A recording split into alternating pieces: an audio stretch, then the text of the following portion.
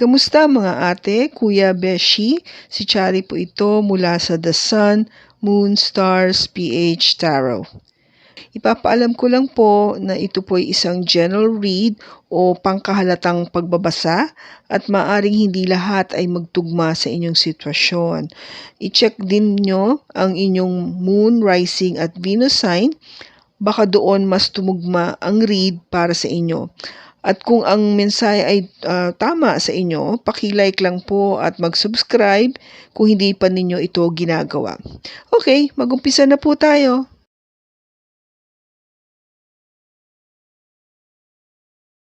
Hello po mga ate, kuya, beshis. Kamusta na po kayo? Dito ulit ako si Chari para gumawa another reading. And this is for the sign of Aries, Sun, Moon, Rising, and Venus. And of course, welcome po yung mga cross-watchers ni Aries at yung mga bago po nating mga viewers.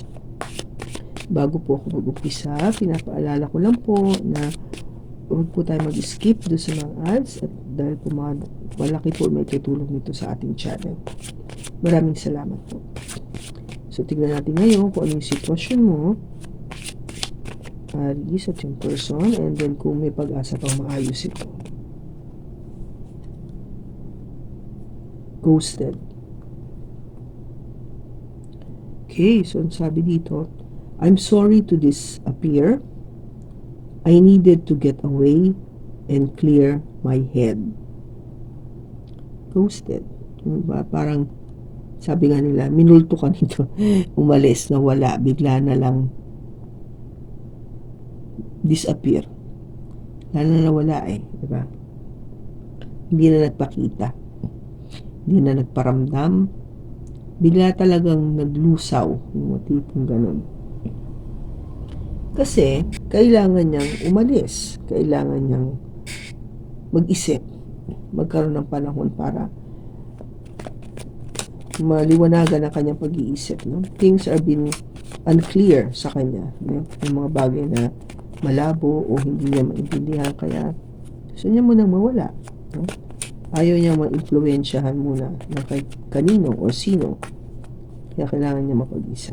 Okay? We have the Queen of Swords,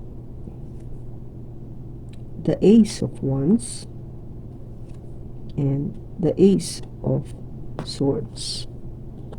Bottom niya is the Hermit. Okay, Aries. Queen of Swords. Diretso siya magsabi, magsalita, makipag-usap. Talagang prangkahan tayo. Siya rin yung enerhiya na talagang hindi siya natatakot na mag-alis o alsin ang taong hindi nagbibigay sa kanya ng halaga. No? Hindi siya takot dyan. So, posible talaga na na-ghost ka o sabihin, nawala siya, umalis siya o inalis ka niya. Kasi at the time na naisip niya yan o naramdaman niya is because nakita nga niya na hindi nakakabuti para sa kanyang pabor yung nangyayari sa inyong dalawa. Ang tingin pa naman niya sa relationship na to ay isang pag-umpisa ng isang mainit na relationship o pagmamahalan at punong-puno ng komunikasyon o honest communication. No? Mag-uumpisa lahat. But with the Hermit, syempre, nag-iisip ka you're contemplating, no? Malalim ang iyong aalam kung ano ba talagang dapat gawin. Kasi syempre, hindi naman ganun kasimple, di ba? Iiwan ko ba to? Kasi may nararamdaman nga ako o kailangan kong gawin to. Yun ang pinag-iisipan mo.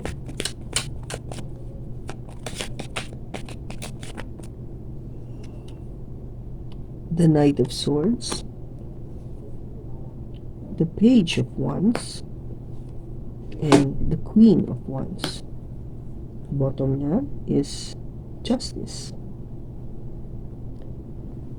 Siyempre, ikaw, gusto mo, ngayon na mangyari. Alis ka talaga. Wala nang bukas o next week o after end of this month. Walang ganun. Pag naisip mo, gawin mo na. Gagawin na niya. No? Ora mismo, kung ba. Ora mismo yung pakiramdam mo na wala na talaga. Yung feeling mo na may passion dito is yun ang message no? Yung feeling ng pagiging very passionate, you wanted to check on it and also at the same time be able to express or magkaroon ng freedom, no, to be able to express yourself, especially dito sa relationship na to with Justice card. You want to feel na may hustisya, no, sa relationship na to, kasi gusto mo talaga na na may maayos. Hindi ka naman kasi basta-basta aalis o mawawala kasi dahil gusto mo lang, no? May matinding rason behind this. Kaya you are really making the best way na to possible think, ito na ba yung dapat kong gawin talaga.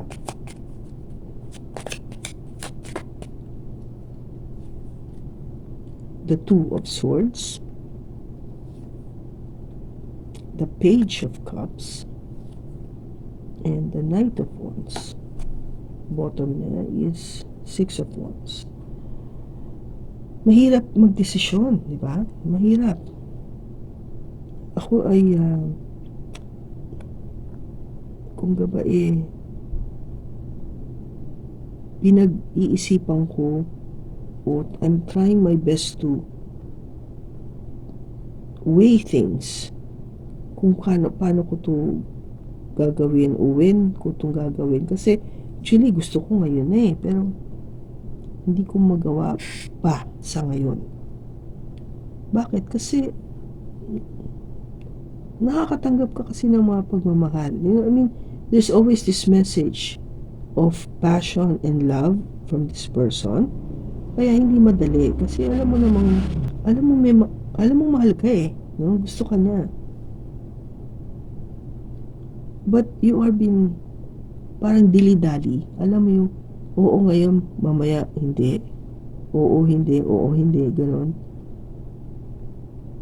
Mahirap to kasi hindi ka nga sigurado. And yet, you wanted to be successful with this relationship. Kasi nakikita mo na meron namang love, may passion, there's love, passion, attraction, but somehow it is really parang yung feeling ba na hindi ka nga clear sa sarili mo. That's why you need to parang remove yourself from this relationship or this situation.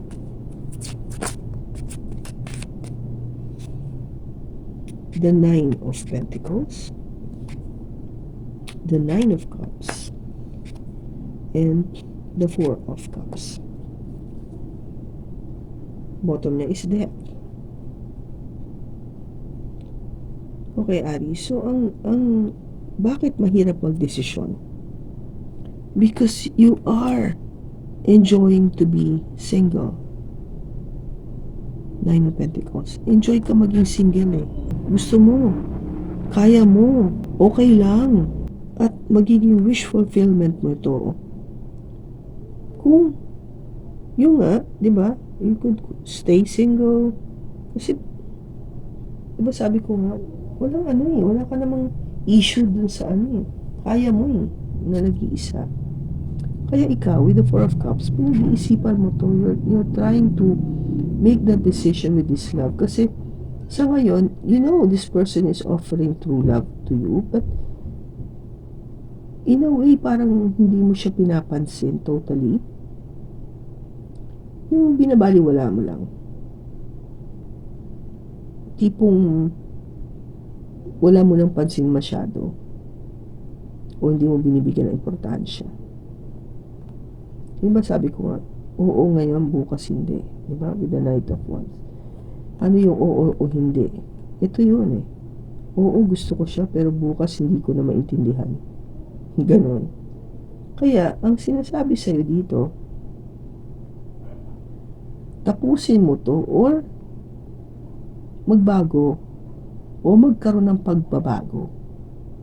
Have a change. Transform. End. There's an ending. Tapusin mo. Kung ayaw mo gano'n, kung hindi ka nahihirapan ka din, tapusin mo na. Kung hindi naman, di magbago. Baguhin mo. Make sure na talagang gusto mo or ayaw mo. Yun lang yun eh. Either yes or no. Para hindi naman, kawawa naman yung tao nagbibigay sa'yo ng tunay na pag-ibig. Tapos hindi mo yung pinapansin. Ano ba yun? Hindi lahat ng tao nabibigyan ng tunay na pag-ibig, ha? Tandaan mo yan, Aries.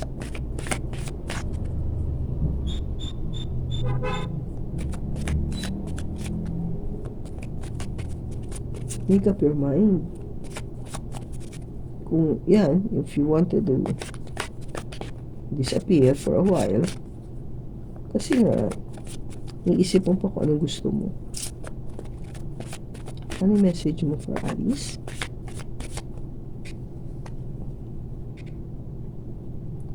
The heart of the matter. There is more going on that meets the eye. Okay? So may marami pang mas mahalaga kesa yung nakikita mo sa ngayon. Diba? Hindi mo kasi napapansin. Maybe, bakit yes or no ka lang? Baka, kung ba you're not really going within. Kaya lumabas yung hermit kanina eh. You have to go within. You have to see. Bakit nga ba? What is it? Ano ba talaga? Kasi dito, yeah, nakikita mo lang yung ikaw, yung sarili mo na okay ka. But have you ever seen yourself being with this person? Seeing yourself truly in love? Seeing this person to be with you for the long haul? Pang matagalan? Yung tipong to a point na, oh, kayo na magpapakasal. Kayo yung magkakapamilya. Nakita mo ba yung sarili mong ganon? Maybe you should start looking into, baka, yun nga, you need to disappear for a while and you really need to clear your head, no? Ayusin mo yung pag-iisip mo. Kasi, baka nga, marami kang hindi napapansin o hindi na pagbibigyan ng tuon. Diba? Katulad nito, no? Yung nagbibigay, ano ba importante sa'yo? Hindi ba importante sa'yo itong pagmamahal na to? Itong true love na to? Bakit hindi mo maramdaman yun? Masyado ka bang nakafocus sa sarili mo? Kaya hindi mo na napapansin yung love na binibigay sa'yo? No? May love dito, no? A message of love. Hindi ba nagbibigay ng message of love and passion? Hindi mo ba napapansin yun? Okay, Aries. Matagal pa ang kailangan mo para mag-isip sa bagay na ito? Matagal na panahon ba ang kailangan mo? No. See? Aries, hindi mo kailangan na matagal na panahon to think about this. Baka sandali lang and you can actually see the importance of this relationship that's being presented to you. You just need time. Talaga, you need time lang para maliwanagan yung isipan mo. See the good side of this. The good side of this person. Ano ba yung ikabubuti nito sa'yo? Kasi tandaan mo, nag-umpisa tayo dito yung the Queen of Swords, which is what? Ang nakikita lang niya is kung hindi ito nakakabuti sa'yo, aalsin ka niya. Hindi ganon. Diba dapat tignan natin siya sa all aspect. No? So, kung kanino mang aris itong nakuha nating enerhiya, sana nakatulong ito sa inyo ng malaki. Maraming salamat sa pagsama mo sa akin sa pagbasa na ito. Sa susunod po muli, ingat ka and God bless.